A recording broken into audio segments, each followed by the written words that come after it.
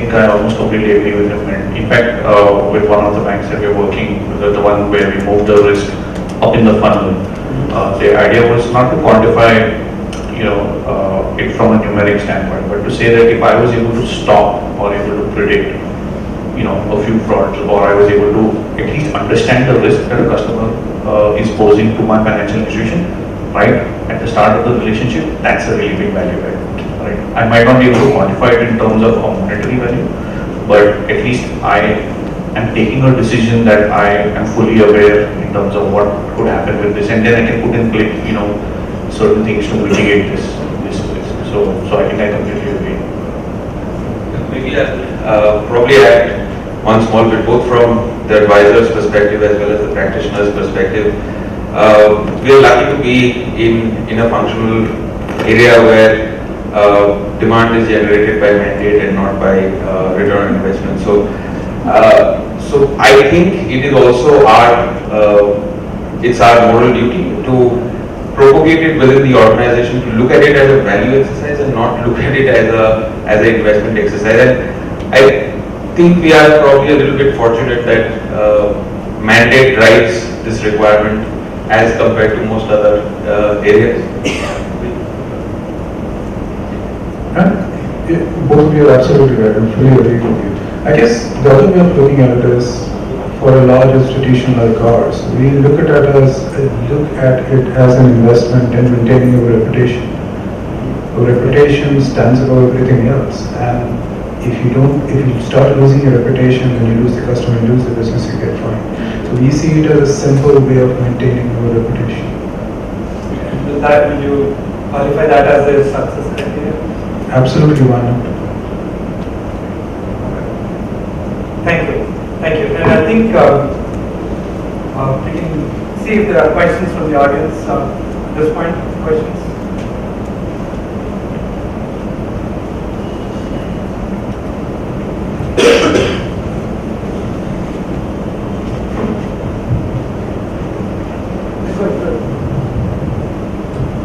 This is a little larger question in terms of there was mention about data privacy.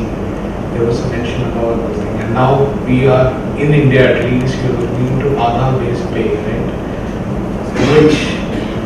So from larger perspective, because getting an Aadhaar number is as easy, all you need is a mobile number which needs to be registered. And you're talking about data privacy, which is the ultimate authentication is a biometric. Are we ready for it?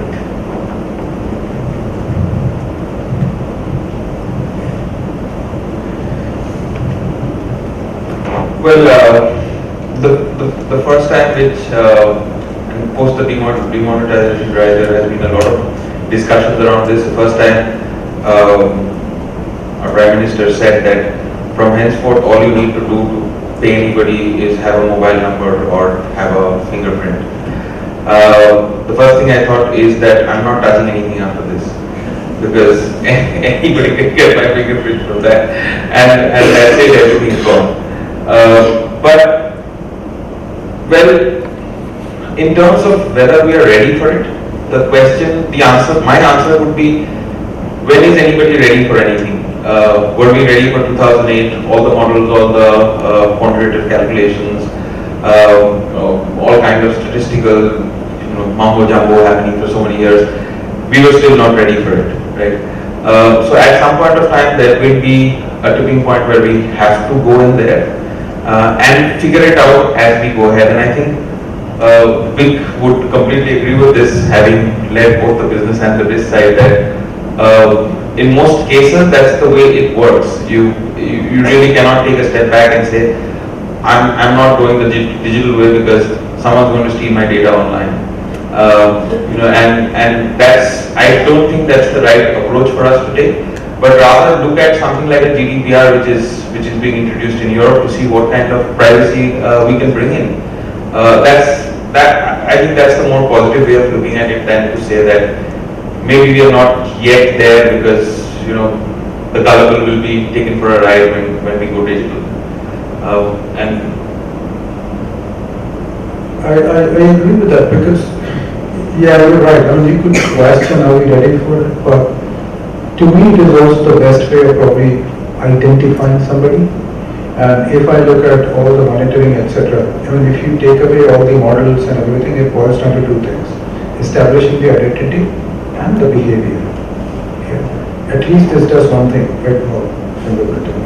It establishes the identity. Yeah, of course, and how safe it is it being stored, and does anybody else have access to it, and how it's used and misused. If we can control that, I think it will be brilliant. In my own view, are we ready? Probably not. I think only when you put the requirement in, within the industry and the framework starts building towards it. Today, if you want to start paying by thumbprint, banks are concerned. The customer is concerned. So they will figure out. Banks will certainly figure out how to protect the customer. Customer will certainly figure out how they can protect themselves. So I think the requirement needs to come up. The technology allows us to do it. We all have given our biometrics. So why not use it? We just need controls. I think we will evolve. So I have a question for Vic from a user company perspective, and then I would have one separately for the two service provider companies. So we have got regulatory compliances from different markets, right? So OCC defining something for USA, FCA for Europe, HKMA, Singapore authorities. When you work on the bank side, do you develop let's say a regulatory compliance program which would be over-compassing all of them, or you would do compliance for each customer segment separately, or you would have a common minimum program plus, how would you manage that complexity? I think we started on this journey about 5 years ago when we signed a deferred prosecution agreement, and the first thing that we did was we said we want to go to a global standard, which means the best standards that are the highest standards that any one of the regimes is asking us to do. So if US standards are the highest for a particular vertical customer product, that's what we will follow across all markets. Yeah. Obviously, there are local regulatory requirements which could be specifically asking you to lower them or higher, fine. But that's what we took as a stance, that that's where we'll go. And that also drives a lot of consistency in behavior. We know we are working to one particular standard, and you don't necessarily have the right to negotiate that in every market, whether that's operation, whether that's product development, whether that's marketing, sales, anything. So I think that to us has been the right way forward, because otherwise everybody has a different view of what good looks like. And for, let's say, in that process, Hong Kong would always say to comply with US regulation much higher and hence much higher cost for me. Not necessarily. I don't think it's always cost, because I think it's a bit of a misnomer that we always associate higher standards. Let's say complexity. Complexity, yes or no, depends how you define the models. If I set the thresholds at the same level, it's the same thing. If I have the same standard scenarios, which is what we are doing, so we are moving on to 26 standard scenarios, global minimum standard minimum scenarios. There are 26 standard scenarios which are going to be applicable to every market. Within that market, you could change the threshold. So in India, it could be 50,000 rupees, US, it could be $10,000. Makes sense. I've got similar question for the other two panelists, and this is more from a company which is, let's say, servicing several customers in several markets as well as several segments. So let's say a company like SCL, CSC, Accenture, Cognizant, if they are servicing a manufacturing client, a banking client, a healthcare client, a pharma client, they would have different regulatory needs. How does your tool implementation or your model implementation in that kind of context, is applied? How do you deploy tools in that kind of company? Do you do based on different vertical needs and align the regulatory expectation, or I don't know, I want to hear from you. So the way we do it, and we work with many large organizations which span the globe, multiple regulators, some of them even span industries, because they would be diversified across industries. The way we do it is quite similar to what Vic said, right? The framework remains the same. So at the end of the day, you establish, and this is what we keep saying all the time, that at the end of the day, the tool doesn't do any magic. It just helps you structure what you're doing and brings about certain amounts of efficiencies into the system and so on and so forth. So the framework itself has to be set at the very beginning of any implementation that you would get into, to say that here's the common taxonomy which we will follow, here's the aspirational levels of compliance that we would look at, here's what we would define as risk appetite, this is how we would do our risk assessments and so on and so forth. Of course, variations of that would exist from geography to geography, industry to industry. So let me introduce a flavor. A HIPAA compliance versus the Basel compliance versus the Sarbanes-Oxley. So now, and that's where probably I was coming to at the second level, is on top of this you overlay what is called the content. Right?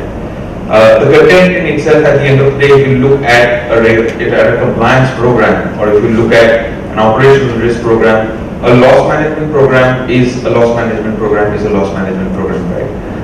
Or a risk assessment at the end of the day would vary in terms of how I would run my workflows or how I would run my processes, but at the end of the objective of the risk assessment is the same.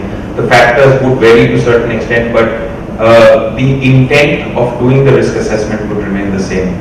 Whether you would look at it from a HIPAA, or whether you would look at it from a GLPA, or whether you would look at it from a Basel, would probably vary largely on the content that you bring in there, because that would definitely vary. Of course, there would be tiny, small flavors which would come in and creep in and so on and so forth. And you would want to bring that into the picture.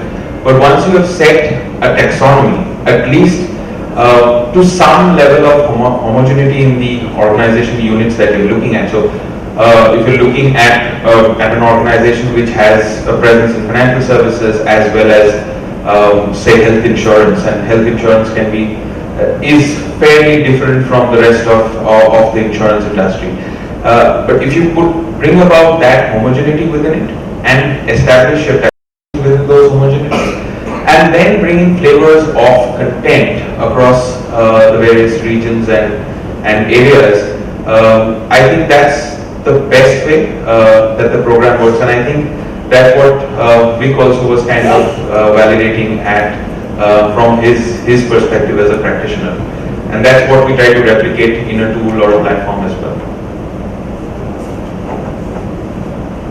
So, in response to your earlier question, also to Vic, an interesting exercise I did 2 years ago with another large bank in London. So they wanted to look at the problem statement a little differently. So they said, fine, I have to comply with KYC ML, MiFID, FATCA, all of these. So we said, we picked 10. And then we said, then the chief data officer of the bank globally got involved and said, let me address this as a data problem and not as a compliance problem. And let me get this view and say, what are all the common elements that I need to be able to satisfy each one of these regulations? And then let me go country by country and say, okay, these are the 50, 100, 150 fields. And then also let's see, if I have a legacy population that is so huge that to remediate this, it is going to be exceptionally tough, then can I get a local exemption to a policy in certain ways? So I might have a global standard, which is derived out of instead of a top-down approach, it's a bottom-up approach. So I will set a global standard, but then I will also see where I get basis all these fields that now I have to map into a matrix, which is a really complex matrix. Where do I need to get exemptions? Because it might not work to go and ask certain customers in certain segments the kind of data that you want in a global standard. It might not be feasible from a business perspective or whatever that is. So it was a really interesting exercise that we did. It took us about 9 months, but I think it went a long way in a slightly different approach in defining what a standard could be for the financial institution. So, Thank you, very comprehensive response, I appreciate it. Okay. Last question. All right. Come a little closer.